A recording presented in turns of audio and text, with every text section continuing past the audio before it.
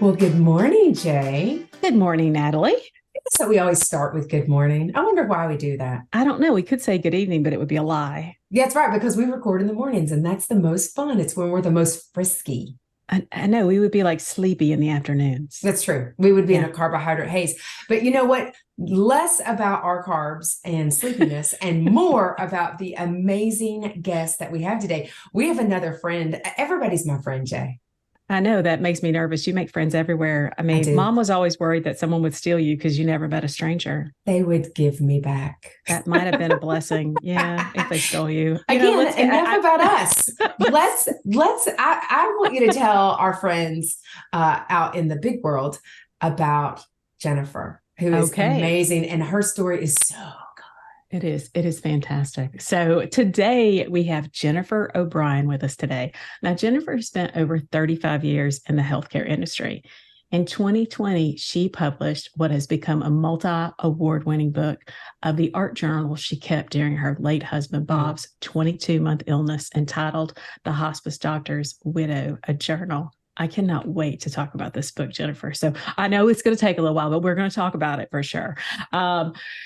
You see, Bob, this is what's so interesting to me. Bob was a palliative care and hospice physician. Precious time, and that's the end of life period when death is in sight, which he described to his patients and their families, was now his and Jennifer's to navigate in their own lives.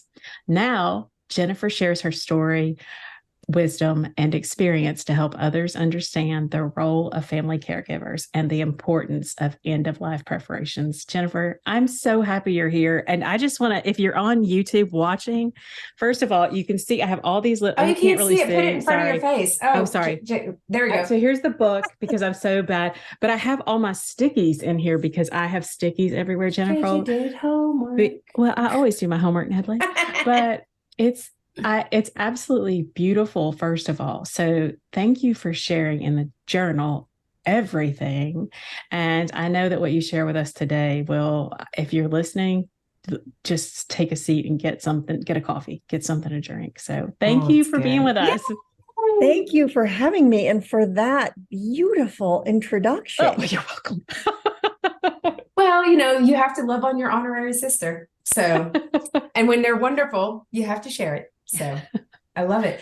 So, I think, we have so much to unpack today. So little time, Jay. I can already feel Let's get started. Let's do it. So Jennifer, tell us kind of, I always like to start this way. I'm like, you were born and then fast forward, but tell us your all story, the little bit of the background and kind of working our way up to the diagnosis. Yeah, I think that's important because I was born. And then you were born. About 5 years after I was born, my only sibling, David, was born. So he was 5 years younger. And the reason that that's important is because when I was 18 and he was 13, he was in a motor vehicle accident and died 3 weeks later. Yeah. Was extubated 3 weeks later. And not quite so there's that, right? There's what that does to a family, and not quite, and what that did to me. He was my person, my only sibling. And then not quite 20 years later, my mother got pancreatic cancer and she died 5 weeks following her diagnosis. And wow. With pancreatic cancer, honestly, you don't really want it to go that much longer than that. Right. And I was her caregiver. And then at some point I was in healthcare, mostly on the business leadership side, not clinical. And I had come down to Little Rock, Arkansas from Chicago to do an interim CEO position for a large orthopedic surgery practice. And that was, I do this interim leadership with some frequency. And I was a couple of years into it when I met Bob Lemberg at an art gallery. And I mean, I was smitten almost instantly. He was cute and he was funny and he was sweet and he was smart. But what was also perhaps the bigger deal was that he was a hospice and palliative care physician, and I knew from my experience with my family just how important that work is with families. And so, I was taken. That was a big part of what I fell in love with. We fell in love quickly. We got married. He was on faculty at our med center here in Little Rock, Arkansas. I finished up the orthopedic job and kind of went back to some of the education and consulting that I do for physicians. When he found a couple of lumps in the left side of his neck, and after some diagnostics, it was determined to be a stage 4 metastatic renal clear cell carcinoma. And so let me stop for a sec. Let me go back for a sec. Because you're like, well, I do interim CEO jobs. So, you had there's a loss of your younger brother at 18. And that feels like that was very quick, because you were probably a lot of the hospital piece of it going back and forth, because you said it was about 3 weeks that after his accident kind of deal. Yeah. He never gained consciousness. Yeah. Right. And so, but you go to college, you start this high-end career. You end up going into a high-end. So high stress, high work. Like, I think that's something that's kind of important. So you're driven, you're not married during this time. I did get married. I was with a wonderful man from when I was 19 till I was 30. Oh, I believe everybody should have a starter, Jennifer. So it's fine. Me too. He was a good guy. We were very, very young when we got together, and no, it's totally fine. This is like, I don't care. I'm like, but you know what I mean? Everybody has a starter. And so great for him. And so, but you're on this career path, and you're working a lot. That's one of the things, I know that you had mentioned to me in the past. And so then, of course, you meet Bob. So you meet Bob, and you're a little bit older, if you don't mind me saying. I mean, yeah.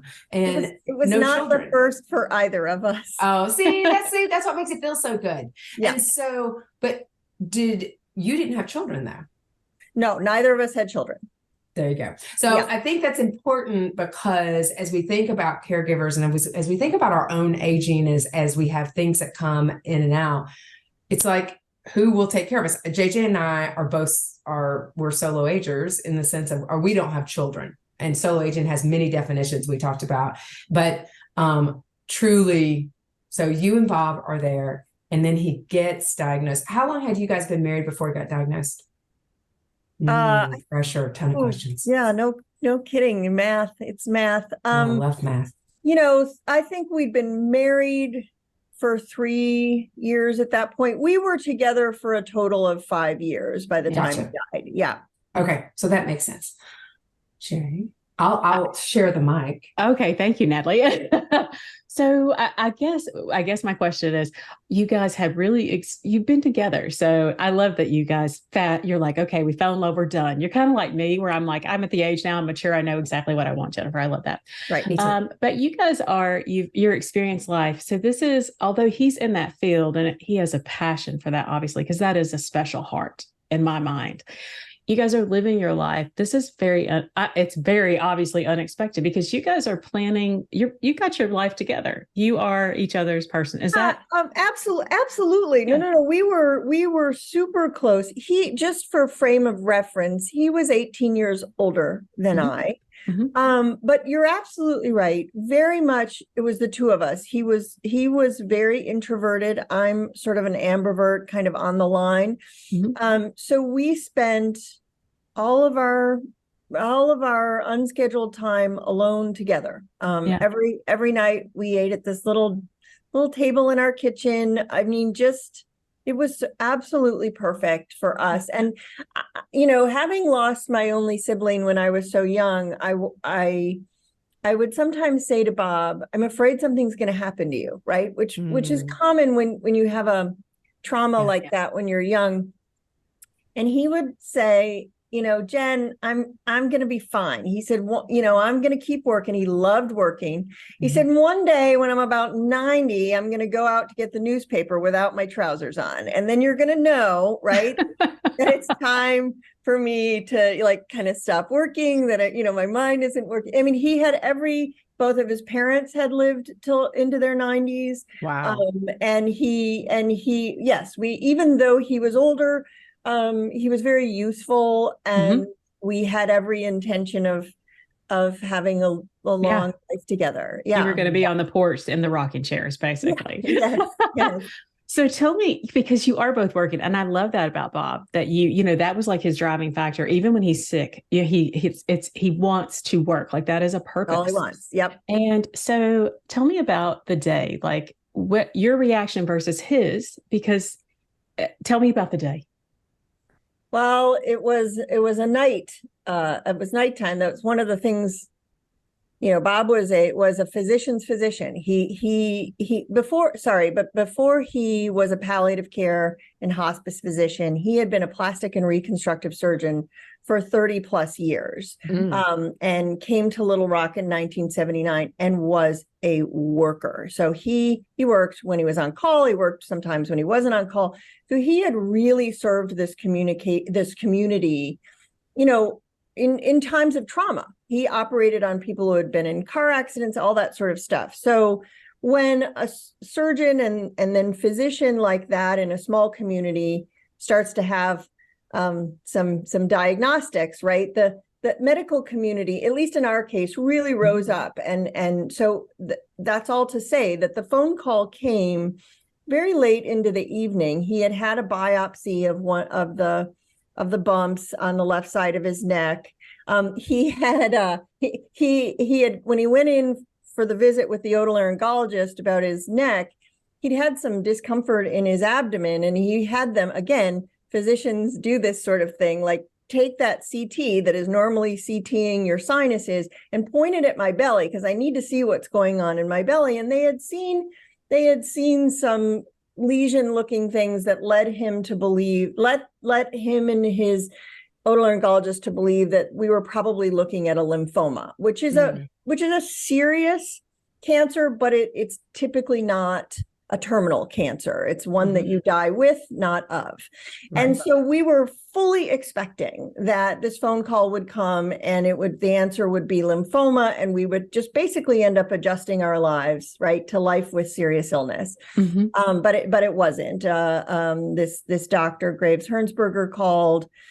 It was probably 9:00 at night and said, Bob, we can't figure this. This is not lymphoma. This is very bad, and we don't know exactly what it is. And it was stunning. It was utterly stunning. We both got tears in our eyes, and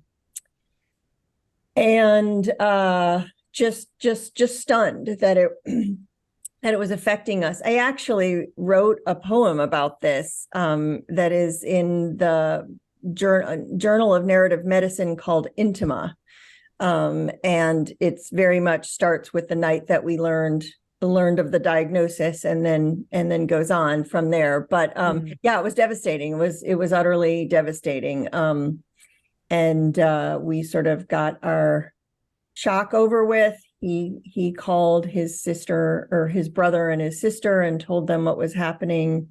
We were very lucky also, again, serving the community as a physician. This otolaryngologist said, who do you want for oncology, for your oncologist? And Bob named the one he wanted. And that doctor called us about 10 minutes later and said, wow, what time do you want to come in tomorrow? Again, you show up for everybody over, 40 years, and then they start to show up for you when you really need it. So, so yeah, we were very lucky that way, and got to go in and see the oncologist right away. Let me ask you a question because of past experiences, because we say that really impacts everything. And this impacted me. Our dad died when he was 58. And I know with my own husband, his 58th birthday was hard for me, because I thought it was like, he's 58. Obviously everyone dies at 58. That's the craziest thing probably for anybody, because his parents are in their 90s. When you got that diagnosis, was there a part of you that said 3 to 5 weeks? Was there anything that said, okay, people that have gotten sick in your life, it's a shorter term? Was there any? Yeah, no, that diagnosis, we were very certain that it was 90 days tops when we got that diagnosis. And honestly, it's an interesting thing that you bring that up. I hadn't even thought in those terms, but yes, I certainly do now. I find it really, when people have a cancer diagnosis, almost of any sort, I find of course, I try to get, one of the work I do now is trying to get people to talk about their end of life wishes, even when they're perfectly healthy, Right. Because that's going to happen to all of us. And it's such a huge part of the lives of those that go on after they lose a loved one. But even now, I do not have a ton of experience with, certainly not with family members who get a cancer and get it cured and go on. It's almost always, in my experience, yes, someone dies of their cancer or their condition, and that is an adjustment. Yes, we thought it was going to be 90 days. We were very pleased when I think we both had experience from previous times when there were fewer drugs available. There really is almost every 6-8 weeks, there are new cancer medications being approved. And so we were both, I think our brains were stuck in an earlier time when, there was only that one sort of, oh, well, if this is what this is, then we need to just enjoy the precious time. Yeah. Tell me about precious time, because that's the first time I'd ever heard of it when we talked to you. And tell me about it. Yeah. So it's a term that I believe Bob coined. I mean, I had never heard it before him. And he used to come home in the evening and he would say, I told the family they were into precious time. And he would say it just like that, precious time. And I'm from Chicago. I just thought that was sort of a Southern thing, like Southern people say umbrella or insurance. And then when he would describe what he meant by that, I realized, oh, no, that's purposeful. That the emphasis is on the type of time.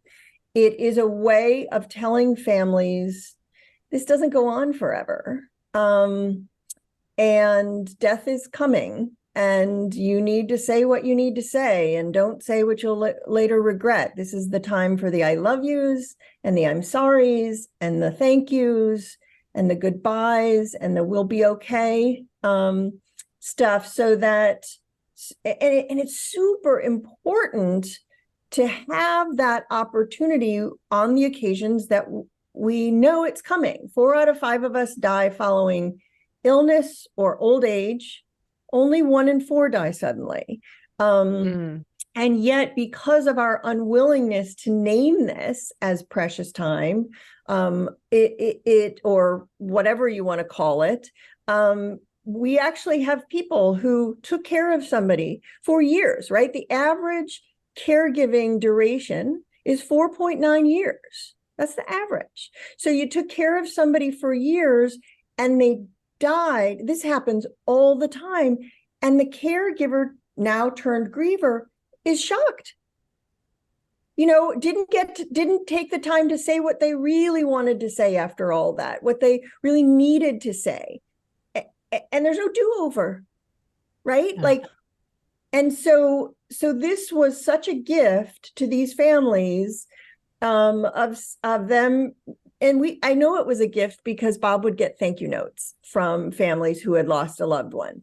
And almost instantly then, of course, that term comes to my mind when we get the diagnosis, because I know it's a terminal diagnosis one way or another, right? No matter how long it lasts.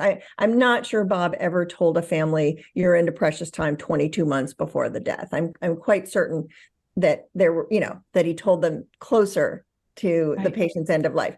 But for us, of course, it started upon diagnosis because Bob had coined the term. And I will say that term has exploded within healthcare, thank goodness, and is almost at this point larger than my book.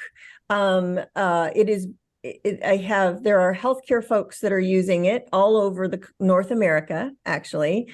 And I did, for those who are listening, who are in the healthcare field, I created a free download on my website that is called the Precious Time Implementation Guide for Healthcare Professionals. And I have to tell you, I think it's quite good. The feedback I have gotten on it from doctors and nurses and other healthcare professionals, social workers, has been really, really positive, that they are thrilled to have this term, this way of telling people this very serious, very sad thing is about to happen, but it's in terms that people can relate to and can understand and find beautiful, because it is a beautiful period of time. If we see it that way, it makes for a grief that is far less complicated. Right? That I can say what I have to say and go on after the death of my loved one, knowing we were fully reconciled, that this person knew that I loved them up until and beyond their last breath. And there are few things more beautiful than that, I think. I think about our grandmother who was in hospice, and I think about we have a grandmother that passed just simply of old age. She was in the hospital for a couple of weeks, but I first of all, I cheer the whole concept on. And I want to say to all physicians, get that word like coined in your head, because I wish that term, to me, that calls it out, instead of someone coming and saying, well, it's getting close, she just got, the terms that they try to use softly. But I think if someone had said, you're in the precious time, I think that, to me, that actually puts chills on me, but it puts this urgency on me to say, make this right, Jennifer. And that's a gift from Bob that will go on for, that is a gift, and a gift that you shared it in your book. So I love that. There's so many gifts in the book, first of all. So we'll start there, but well, and we're going to make sure we'll have the link in the show notes. I need to get that.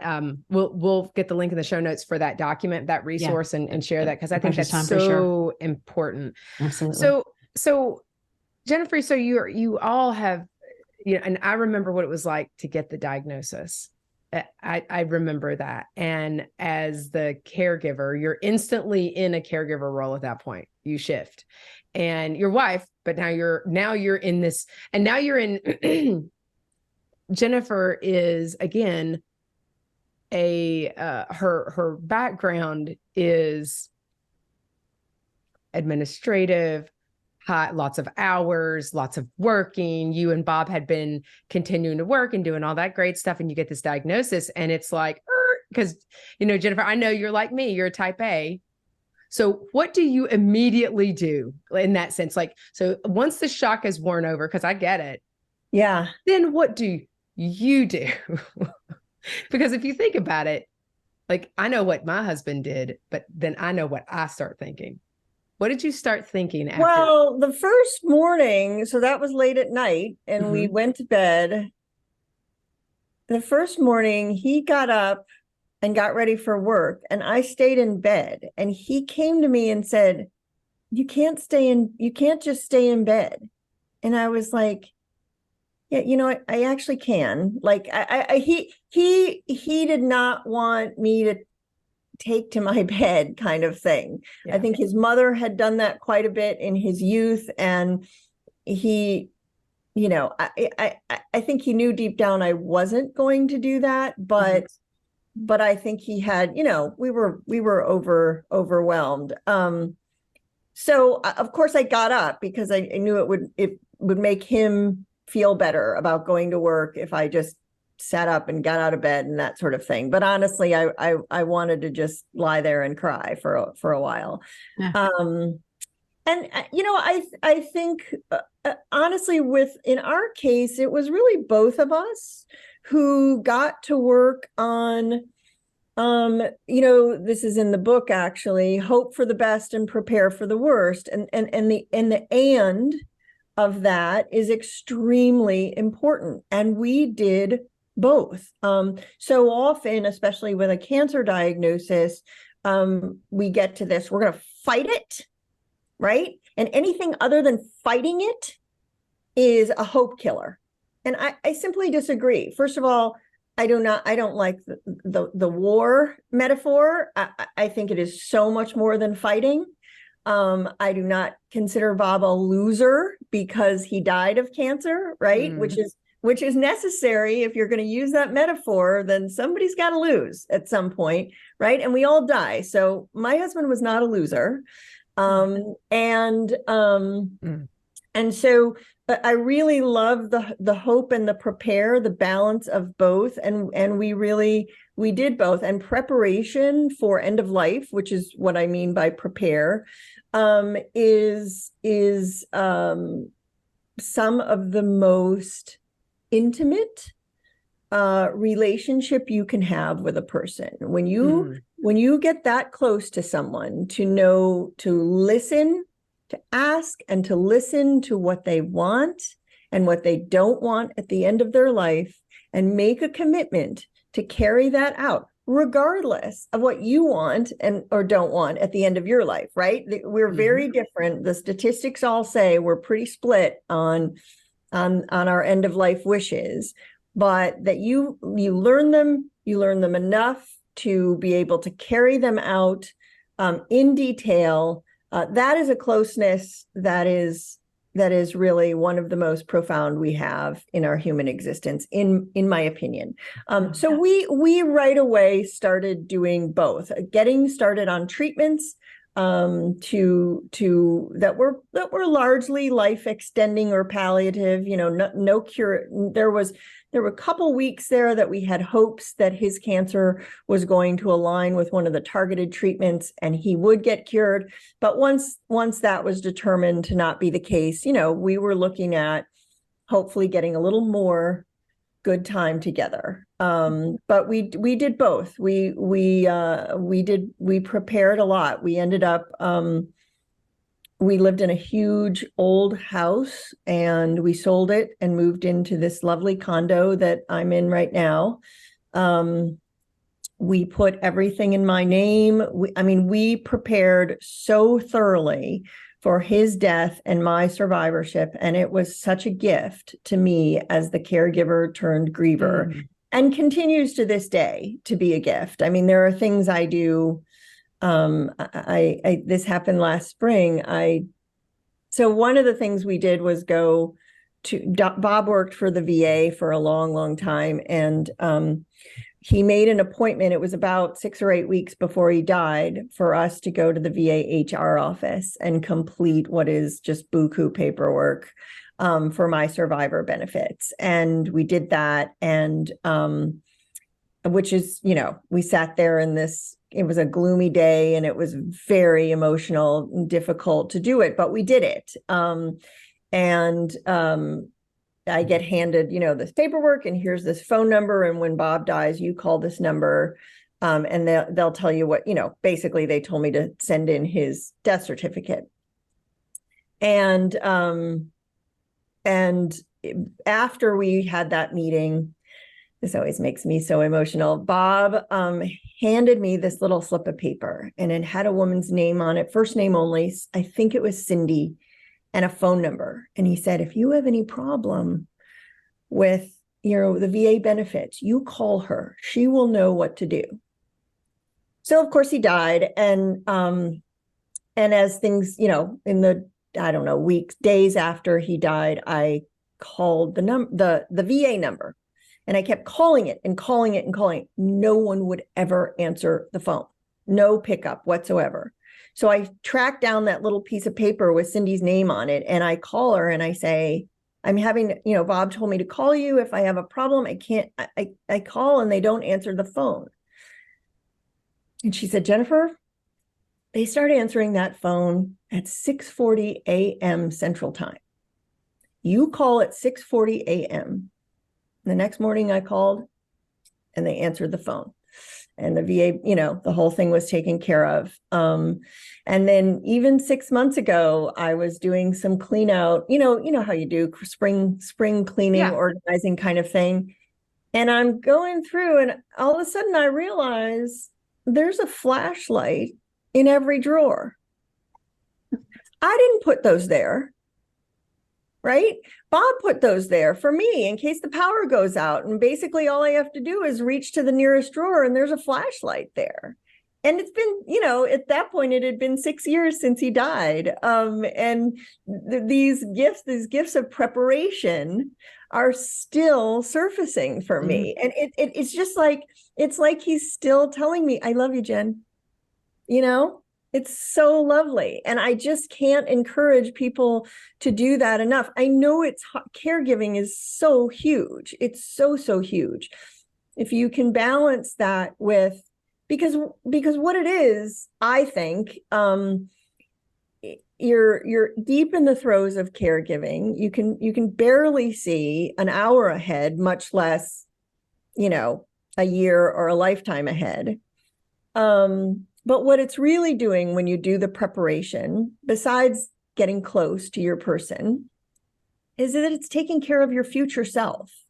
As a caregiver. There will come a time when the person you care for dies and your future self will need a lot that you're able to do, need the confidence that you carried out their wishes entirely, need the thorough practical preparations like Bob and I did. There are a lot of needs in that transition from caregiver to griever and then on in survivorship. And this preparation, this balancing hope and preparation is really important for that. Hey, ladies, I need to interrupt for just a second to share about the Sisterhood membership. It's basically a sale every day. And the best part, it's free. Here's the details. We're partnering with our friends at Benefit Hub and other care partners to save you money. With over 200,000 participating companies across the US and abroad, you'll find discounts at your favorite local stores, huge savings on vacations, amazing deals on home, auto, and supplemental insurances, and everything in between. Go to confessionsofareluctantcaregiver.com to sign up, and then definitely tell your friends about it. They can join too. Trust me, there's a discount for everyone. And don't forget, it's free. Okay, back to confessing. You said you all had, I read that you had those conversations at the dinner table long before Bob was diagnosed, that he would have those conversations. I know that, at what point do you think all of his previous experience prepared you all? Because he has a very clear state of mind of taking care of you, Jen. So, and all of that, he's coaching families and their loved one all these years, hospice and palliative, where he could have gone either way and said, I don't want to prepare. No, I'm done. I've seen this all these years. But how do you think that impacted him? I think you're right. There probably are even palliative care and hospice doctors and nurses who, even faced with terminal illness within their own family or selves, don't do that preparation. I can't imagine Bob doing it any other way. I really can't. And when I did say in an interview that, maybe more than one interview, that we talked about death at the dinner table. We did. It happened every day in his work, right? Every day someone was dying, or several someones were dying, actively dying. It was such a big part of his work, and it was, so that we'd already done some of our own prep long before he got sick. And this was just, just a thoroughness. I think part of it was that he lived for 22 months. And so as the time went on, there were even more details that we could cover. And we did. But yes, he loved me very much. And of course I loved him very much, but he did many, many things that would demonstrate that love long after his death. And so I love him even more. So Go ahead. I do have a question. I'm going to jump in because JJ's chatting more than me. Because I'm Sorry, just I'm like, like, JJ, how oh is- no, how it's is that so possible? good. It's not, I and yet know. it is, and everybody's gonna be like, what happened to Natalie? Did she go? Did she leave? I think about, so you all are in this window of time. Did you stop working? Yes, that's right. I did. I had finished the orthopedic job, and I had gone to a part-time consulting position with a firm that I have worked for on and off throughout my career. And yes, I said, because it was going to require travel, and I was simply not going to travel for work while my husband was ill. So yes, and we were very fortunate to be in a position that I could not work. Now, I will tell you that preparing for end of life and the rest of your life is a lot of work. So it's that much more when someone also is working a part-time or a full-time job. Yeah, no, and I think that's fine. I think that's important to understand that the even in, you talked to, there's a lot of stress associated. And if you have the ability to be able to, not only, to dedicate that time, because that's one piece you did not have to worry about as much at the forefront, is the financial aspect of it. And, but again, everything that you're talking about is planning, and you're planning for your future. I love the flashlights, because that's something Jason would do for me. That resonates with me so much. And I'm just like, oh, Jason would do that, or something that would be like a reminder, like, and I'll be like, I know, Jason, I get it. And so I want to say one thing about the working and the not working. First of all, of course, caregiving is extremely hard work. So the word work, we're talking about outside the home. Professionally, getting paid work. Yes, compensation. But I about a year ago, as I've said, I'm in healthcare, I'm in leadership. So I've done a lot of hiring and over the years, and one of the things you need when you're hiring is a position description, right? You need to know what this job is, what it entails before you start to embark on who you're looking for and who's a good fit. So about a year ago, I found myself thinking, what if I had to hire for the family caregiver position? And I created a position description for the family caregiver, which is also on the resources page of my website and a free download. And for all those of the folks, your folks who are listening, who are currently caregivers or have recently given up that role one way or another, I would strongly recommend downloading this caregiver position description. And I did it. I feel like what its value is several fold. One is, when healthcare workers read that position description, they are astounded. That, I've had a couple of nurses say, they can't give intramuscular injections. Oh yeah, we do. We give intramuscular injections. We do lots of things related to medical. We do lots of things that healthcare professionals had no idea that we've had to learn how to do. So it's very helpful. I try to get all my healthcare people to download and read it. It is also helpful for the family caregiver to have some agency, some confidence in the job that they've been doing. It is a big, full job. It would not survive a collective bargaining agreement without a massive salary attached to it. So it is a huge job, and this description demonstrates that. And then the other reason I think that's very powerful is when you do finish your caregiving one way or another, someone else takes it over or your person dies, and it's time to go back out into the professional world.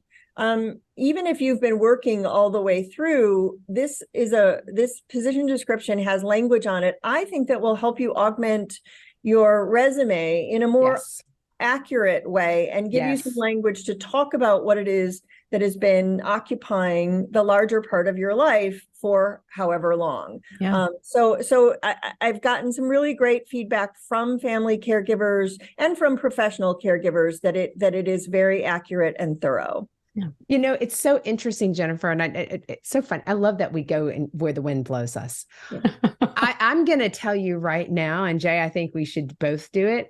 I think we should add it to our resume, because I think that caregivers are some of the best qualified individuals for so many positions because of what we're required to do.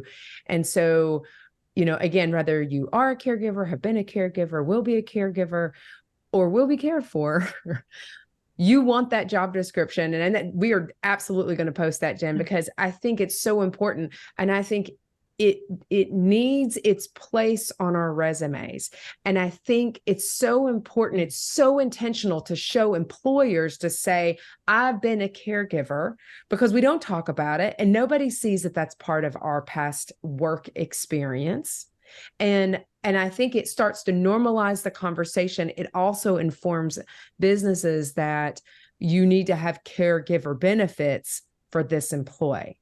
And so I think that's something that just really hits me so much. Well, you know, Jen. I think about Candace Straw as someone that was one of our very beginning, one of our very first podcasts, Jennifer. We love you, Candace. And what she said was, after she cared for her mom, when she had just gotten out of college, and then she had to go into that caregiving role. And so she had like just a massive amount, just this clump where she didn't work. 8 to 10 year gap. It was an 8 to 10 year gap. Yeah. And so she had that. And when she would go to find jobs, they were like, well, you have this hole in your resume. And she would try to describe what she did. And they're like, well, you didn't work. And it's like, she was also raising her 2 younger siblings. Exactly. And you're like, and you have your mom with cancer, and you have this, and you're like, she is more qualified than anyone we know. So for any job, you know, talk about organizational skills. That is fantastic. Organizational crisis management. There's a plethora of things that a caregiver does that in professional settings, not the least of which is keeping your cool when the stuff goes sideways. Breach. Yeah, that's exactly. Because let me tell you, and you know, here's the thing, and keeping your cool. So let's blow that direction. I can tell you that there were times that I did not keep my cool as much with my husband as it was, because I think professionally I knew I had to be there. Like professionally I was used to it, and I'm a very directive person. This voice is directive. And so I know what I'm going to ask. And Jason always would worry about me, you know, making the doctors angry, and then he worried that would impact his care. And I'm like, if they're worth their salt, that should never happen. I'm allowed to ask questions. So there's that. But what was any tense moments? Because you and Bob sound like you all are like unicorns and rainbows as much as there can be during this window of time. Get frustrated, what are the emotions and things like that, if you don't mind me asking? Because I think we're all human. I don't mind at all. There were plenty of tense moments. I don't mean to make it sound like it was certainly unicorns and rainbows. There were many tense moments. They largely centered around healthcare. There is so, you know, Bob was a physician, and the doctor that was taking care of him had been a colleague for a long time. Bob, when he was a plastic surgeon, he'd done a lot of breast reconstruction after mastectomy for breast cancer. And so he was very looped into the oncology scene. And he had a similar concern about me that your husband had about you, that because I am a leader in healthcare, I know how it's supposed to work, and I know when it doesn't work the way it's supposed to work. And and it was hard to turn that off. We had a disastrous, what I thought was a disaster, or could have been a disastrous experience in a chemotherapy infusion center that, you know, I thought I was going to lose it. And he got very tense about the degree to which I was expressing my frustration with the way things were happening. He did not like me to talk during the doctor visits. Very much, I was there as silent support. And that was frustrating because he'd also, and I think a lot of people, maybe especially men, do this, right? We've had a long night. He's been up all night with a fever, high fever, and everything, everything's kind of disastrous. And the night is just so dark when that happens, right? And then the sun comes up and this guy gets in the shower and shaves and puts on a tie and a jacket. And we go to the oncologist and he acts like he just ran Nothing's wrong. That is that was Jason. Everything's fine. How are you doing, Mr. Handy? I'm good. No, you're not. Yeah. And you'd sit there and go, who are you? 6 hours ago, you were crying like a baby curled up in the fetal position on the bathroom floor. Like, why can't we talk about that? Mm-hmm. And the last one of the later visit, and like I said, but it would upset Bob if I, especially in front of this doctor, if I inserted myself in any way, and I did not want to upset him, and I did not want to engage in what I knew was going to be ultimately a silly argument, right? Like, right.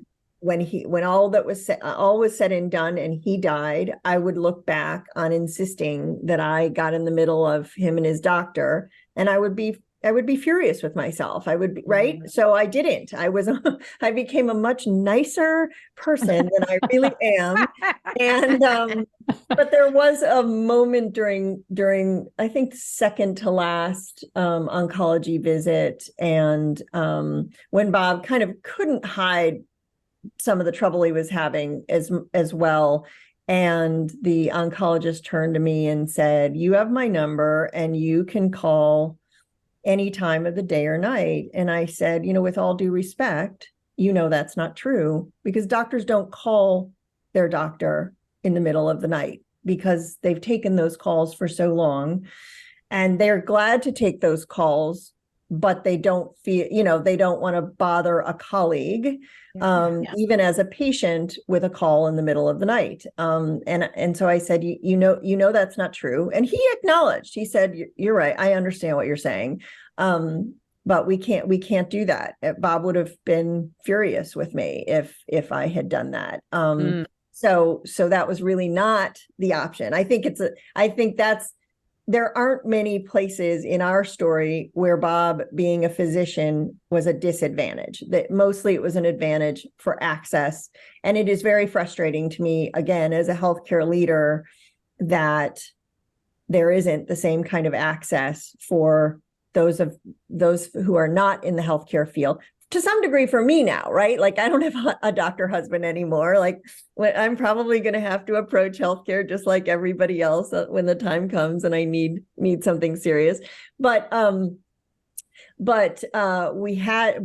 downside was there was a whole layer for Bob on this professionalism that made it just a little harder on me, not on him so much. The other thing that was ironic about it is, palliative care, which I don't know how much you've spent time on palliative care with your listeners, but of course, no one has to be dying to access palliative care. It is a lot of extra help with serious illness. It's that simple.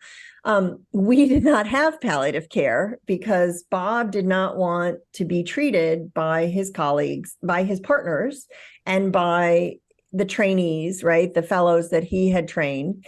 He wanted that privacy. And I can totally understand and respect that. So ours was kind of a DIY palliative care, do it yourself, which of course the disadvantage to that is really on me. The palliative care is one of the few specialties that really recognizes the role of the family caregiver. And even they will admit they don't do it to the degree that it needs to be done, but they are one of the few specialties that recognizes that.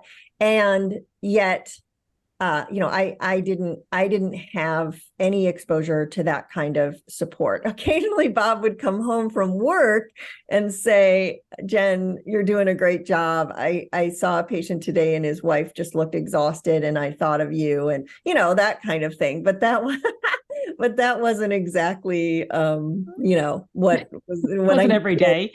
Yeah. I mean, it was nice of him to have a moment of acknowledging that. Thank you. You're doing a great job, Jen. So I can't believe this. Like, we're over. we're at our time. And I'm like, oh, Jen, you're coming back. Yeah. The words of wisdom. And I think because there's so much more to be said is what I'm going to say. There's so much more to be said. And so, Jay, I want to do sister questions, and because I always know mine, but you always have the nuggets. Go for it. Well, here's my question. So first of all, I want to tell everybody, you have to get this book, and you can find it. I picked mine up after the first conversation with Jen, because it's not a book. It's Jen's heart. I actually kind of tear up on it. I really do, Jen. That's how much this book touched me. And, I'm going to read page 67. I'm not going to cry, I promise. But it says, okay, if you cry. Well, that's okay. It says, sometimes I open his closet, lean in, and breathe deeply. I can still smell him. And I've never lost a spouse, but I say that because I still have my dad's, his ball glove. And initially I would smell that glove, but it would make me cry because that was my dad's smell, because he played softball. But now I smell that glove and it makes me happy. At what point have you gotten there to where the closet or the flashlights, or that you're good with that you've gotten to peace, you've gotten to joy? Because grieving's hard. Yeah,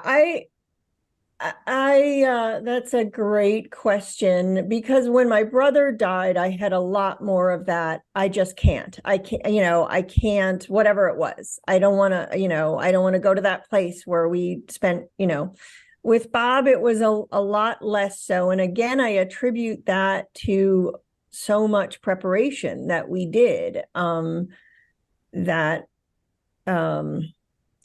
so for the most part, I think I no longer, very rarely, I should say, am I doubled over in grief anymore. I miss him. I still miss him every day. One of the things that's kind of difficult about this situation is that I have chosen to, allow my journal to be published and then spend my time talking to people about our story, and in a way that I hope is helping others. And I'm meeting with tremendous success in that regard. As you said, the book won awards. I've got another book that will come out next year. There's a lot. I gave a keynote at a huge meeting about a month ago. Huge, all by all measures, success. And yet I really would just want him back. Yeah. I'm gonna leave us right there. I'm gonna leave us right there. Thank you. And so thank you so much for giving so much of yourself. We're gonna have Jen back because there's so much more to be said. And so he's much going to teach us how to age solo. So that's exactly our next topic, that's Jen. Exactly what we're going to start talking about, is how we ladies, what's life like after, and then how do we age, how do we move forward? And I think, Jen, you're the perfect person to have this conversation with. Jen, I'm hoping to learn something, because I feel a little overwhelmed by that myself. Oh, right. Yeah. Well, at least this is the thing. We're all in it together. That's the best part. You don't have to do it alone. And of course, your honorary sisters are right here. So we are always available. Thank you so much, Jen. And thanks everybody for listening. And until the next time when we confess again. Thanks.